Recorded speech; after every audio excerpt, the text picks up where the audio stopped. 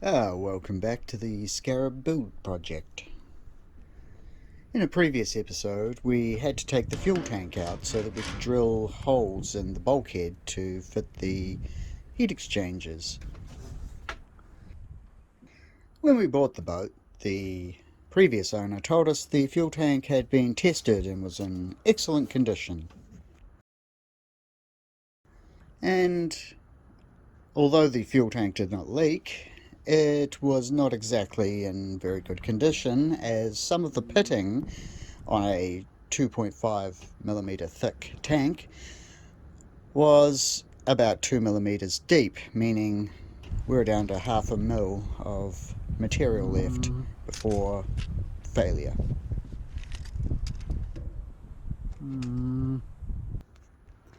So rather than having to build another tank later on when the tank finally fails, I've taken it upon myself to make another tank preemptively, and hopefully this will never be a problem in the foreseeable future.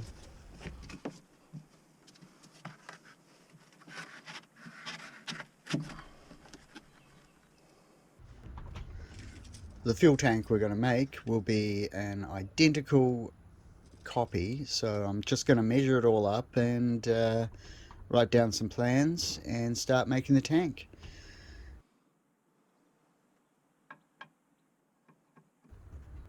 In case you're wondering, I'll be using 5052 half hard, which is sort of semi-annealed aluminium. 5052 is marine grade, and it will be 2.5 mils thick as the original tank was, so really just a straight out copy, no changes. A quick calculation is confirmed by the tag on the side of the original tank that it holds 220 litres of fuel. I guess the only real difference is actually going to be there will be a return line running to this tank, whereas the original tank didn't have a return.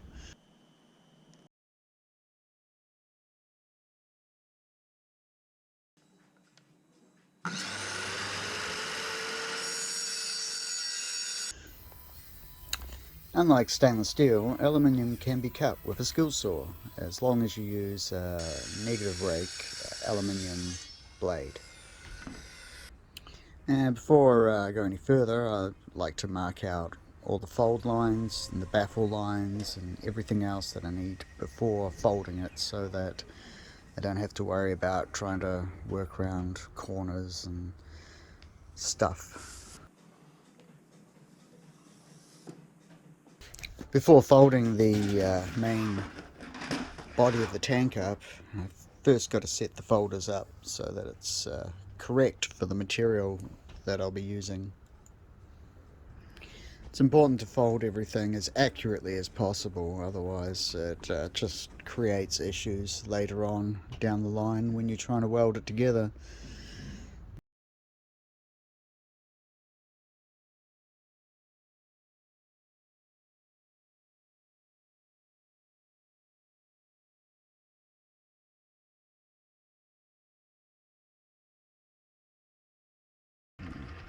After folding it, next step is to cut the baffles, notch them, etc., so there's a little bit of fuel flow through them. And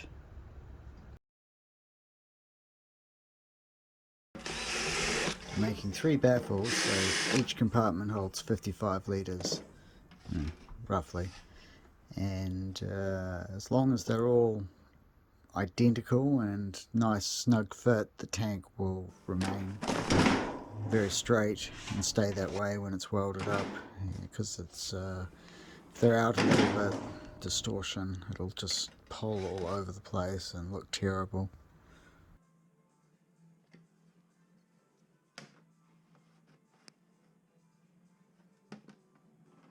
At this point I'm starting to wonder if I've made the right choice or not. Maybe I should have made the tank out of stainless steel.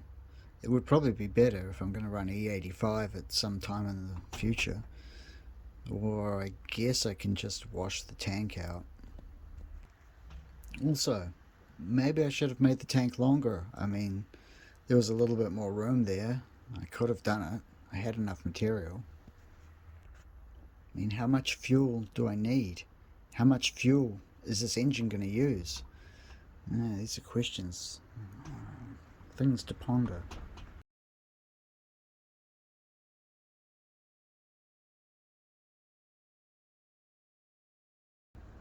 Once I get the baffles in, we'll be able to close the tank in.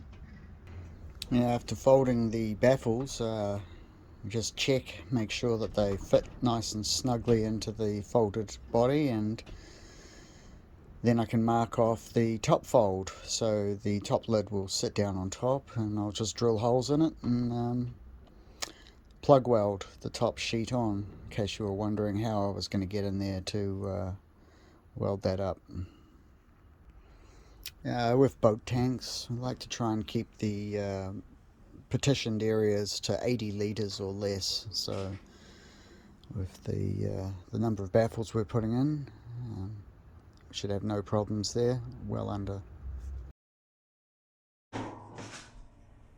On the ends, I'm folding the top with a flange, which although I probably won't plug weld through it, it does stiffen the whole end up, and it gives the top something to sit on when I'm welding it or tacking it in place. And all the baffles are tacked into place before welding.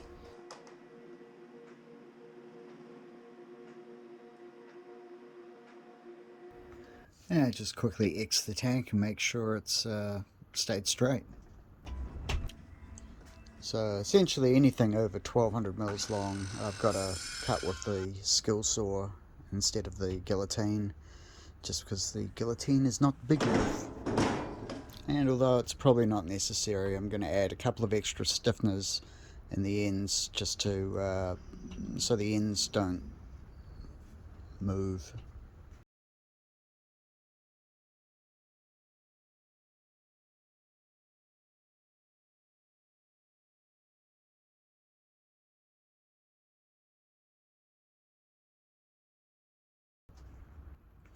After I've cut the top lid out, I can mark it off, drill the holes, put the holes in for the sender and the filler and the fuel out and the return.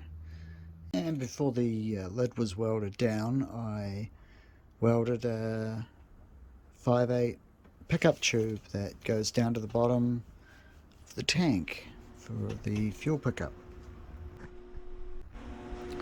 Once the tank's fully welded up and all the fittings have been added for the sender and the inlet and outlet and the filler, the breather, etc., I can test the tank to 4 to 5 psi and make sure there's no leaks, and any leaks repair them before, and all good.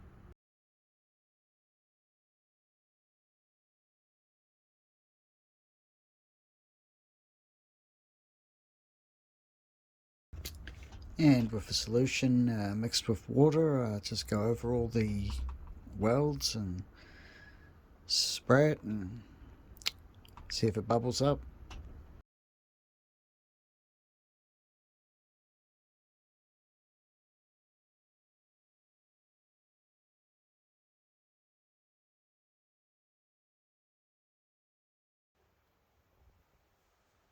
Tank is done.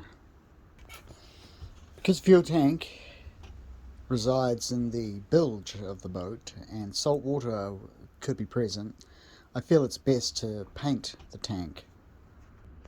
So the whole tank has been sanded down, 400 finish, and then hit with an etch primer and then a 2K top coat. And the tank is now ready for installation back in the boat.